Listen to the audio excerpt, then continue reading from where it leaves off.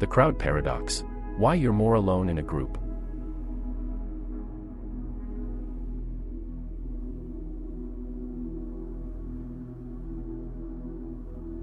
The bystander effect, also known as bystander apathy, stands as one of the most paradoxical and deeply studied phenomena in all of social psychology. Its central finding is both simple and shocking. The likelihood of any individual offering help in an emergency is inversely related to the number of people present. In other words, the more people who are watching, the less likely it is that anyone will step forward to intervene. This completely defies our basic intuition.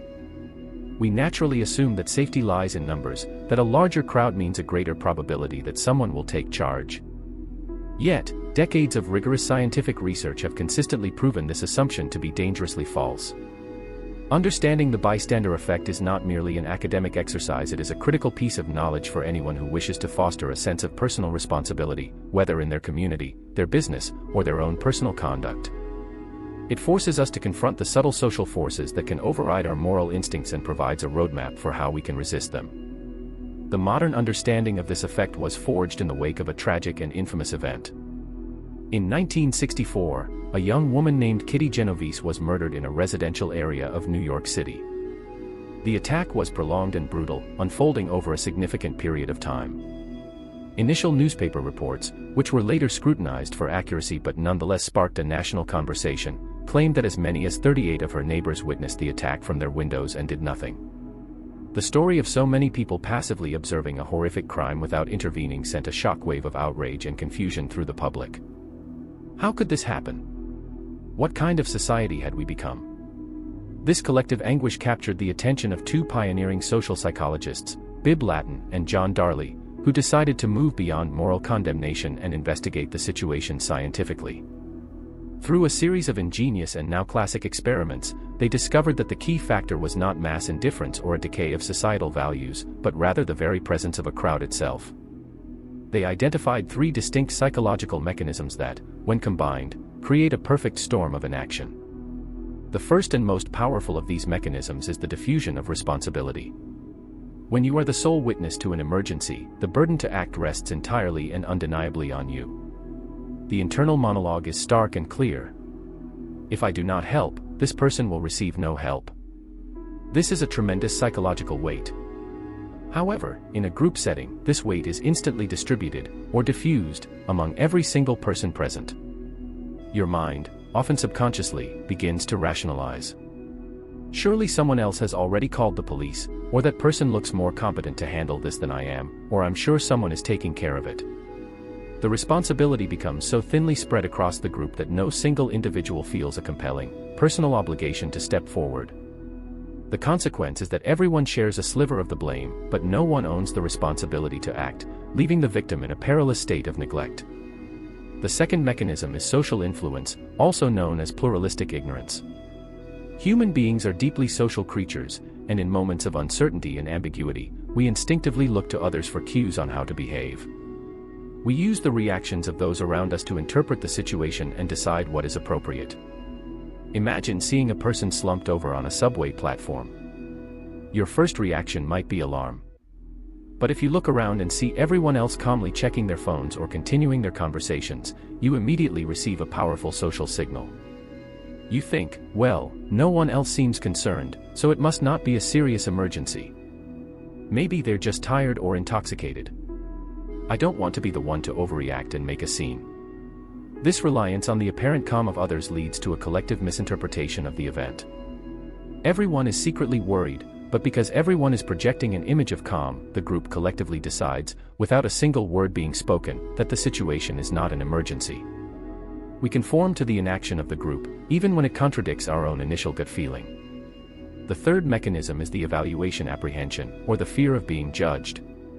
This is the intense anxiety about making a mistake in front of other people. What if I misread the situation and embarrass myself? What if I rush over to help and it turns out the person is just fine, and I look like a complete fool? What if I try to perform CPR and I do it incorrectly, causing more harm than good? This fear of negative evaluation, of public humiliation, can be utterly paralyzing. In a one-on-one situation, this fear is lessened because there are fewer people to witness a potential error. But in a large crowd, the potential audience for your mistake is vast, and the social cost of embarrassment feels incredibly high. The path of least resistance, the one that avoids any potential social risk, is simply to do nothing, to remain a passive observer, and to hope that someone else less fearful will eventually take the lead. It is a critical mistake to believe that the bystander effect is confined to dramatic street-level emergencies. Its insidious dynamics play out with remarkable frequency in the modern workplace, where they can cripple productivity, innovation, and morale. Consider a typical business scenario. A critical project is beginning to show clear signs of failure. Deadlines are being missed, the client is growing vocal in their dissatisfaction, and the quality of the work is slipping. Everyone on the 10-person team is aware of the mounting problems. Yet, an eerie silence hangs over the project. Why? Because each team member is diffusing responsibility, assuming that the project manager must have a plan, or that a senior colleague will take the lead in addressing the issues. They observe their co-workers remaining silent in meetings and take that as a powerful social cue that speaking up is not the norm, or perhaps that they are the only one who sees a problem. Furthermore, they fear the evaluation of their peers and superiors, the potential embarrassment of being the bearer of bad news or of challenging a plan that others seem to support. The result is a collective paralysis that allows the project to spiral into complete failure, a failure that could often have been averted if just one person had broken the spell of inaction. This pattern repeats in various corporate settings. During a high-level strategy meeting, a flawed plan is presented by a senior leader. Several people in the room immediately spot the potential pitfalls, but no one speaks up initially. As the silence stretches, social influence takes hold. Each person who remains quiet reinforces the perception for others that the plan must be sound. The fear of challenging authority or appearing negative in front of colleagues stifles dissent. Similarly, a toxic employee who bullies colleagues or consistently shirks work can create a miserable environment for an entire team. Yet, often, no one confronts the individual or reports the behavior. Everyone diffuses the responsibility to someone else, the manager, HR, while simultaneously being influenced by the fact that others are also tolerating the behavior, making it seem like an unchangeable norm. The fear of retaliation or of being labeled a troublemaker prevents anyone from taking a stand. In this way, the bystander effect becomes a silent killer of organizational health. Fortunately, understanding these psychological traps provides us with the tools to overcome them, both as potential helpers in an emergency and as leaders within our organizations. If you ever find yourself witnessing a situation where someone might need help, you must consciously short-circuit the crowd's dynamics. The single most effective action you can take is to overcome the diffusion of responsibility by personalizing your response.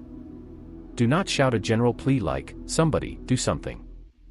Instead, immediately make direct eye contact with a specific individual. Point to them, and give them a clear, simple, and direct instruction.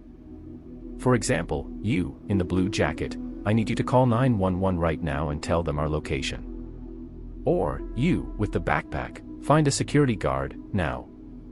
By assigning a specific task to a specific person, you shatter the anonymous diffusion of responsibility. You have now made that one person accountable. It is also vital to trust your own assessment of the situation and ignore the passive social influence of the crowd. Remember, their inaction is likely not a sign of calm certainty, but a reflection of the same confusion and fear you may be feeling. For those in leadership positions, combating the bystander effect requires a proactive and systematic approach. The goal is to build an organizational culture where the psychological barriers to action are dismantled before they can form. This begins with establishing absolute clarity in roles and responsibilities. Using frameworks like a race-eye matrix can ensure that for every task and project, it is explicitly clear who is responsible, accountable, consulted, and informed. There should be no ambiguity about who owns a problem.